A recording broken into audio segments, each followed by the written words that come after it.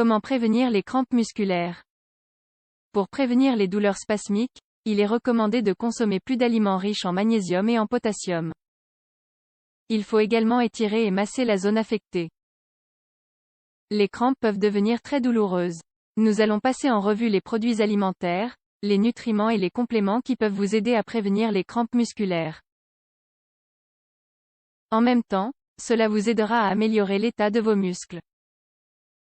Les crampes musculaires sont des spasmes qui se produisent quand un muscle se contracte involontairement. Elles surviennent surtout la nuit ou après avoir fait du sport à fort impact. Le magnésium. À chaque fois que l'on parle de santé musculaire, on pense au magnésium. C'est un minéral qui malheureusement n'est pas souvent présent dans notre alimentation. En effet, nous avons de mauvaises habitudes alimentaires, et la qualité des légumes cultivés aujourd'hui n'est pas très bonne. On peut consommer du magnésium comme complément sous forme de chlorure ou de citrate. On peut aussi consommer des aliments qui en contiennent. Légumes à feuilles vertes, cacao, fruits secs, petits pois, avocats, riz complet, banane. Le potassium. Le potassium est un autre minéral dont nos muscles ont le plus besoin. Ce minéral est en équilibre avec le sodium.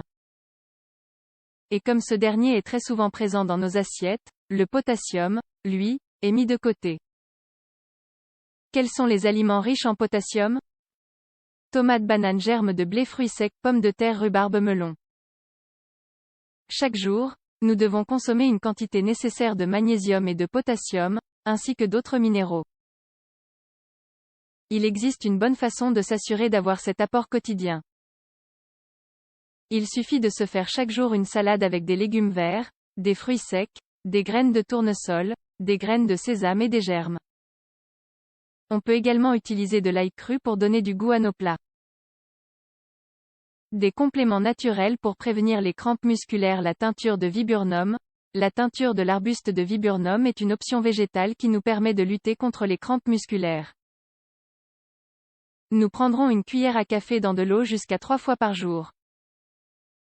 Le fragon. Le fragon est une plante qui nous aide à améliorer la circulation. Elle nous aide donc à prévenir les crampes. Prenez 7 à 11 mg d'extrait de fragon chaque jour. Le romarin. Un puissant remède circulatoire tel que le romarin ne peut pas être oublié parmi les remèdes. Les douches froides sur les jambes. L'hydrothérapie ou le traitement par l'eau à différentes températures peut être très utile pour améliorer la circulation. Dans ce cas, nous pouvons utiliser de l'eau froide. Avec le jet de la douche, nous devrons suivre l'itinéraire suivant. Monter par le côté extérieur de la jambe droite. Descendre par le côté intérieur de la jambe droite. Monter par le côté extérieur de la jambe gauche. Quand on arrive à hauteur des genoux, on passe un moment sur le genou droit, puis on revient ensuite sur le genou gauche pour continuer jusqu'en bas. Si on le peut, il faut faire le même parcours sur la partie arrière des jambes. Pas besoin de faire le changement des genoux. Au moment de sécher nos jambes, on utilisera une serviette rugueuse et on frottera un peu la peau, de haut en bas. Des exercices, des étirements et des massages. Faire du sport est tout aussi important que l'alimentation. Il faut faire des exercices quotidiens qui ne soient pas agressifs, comme marcher, nager, ou bien faire du vélo. Il faut aussi réaliser des étirements musculaires avant et après nos activités physiques.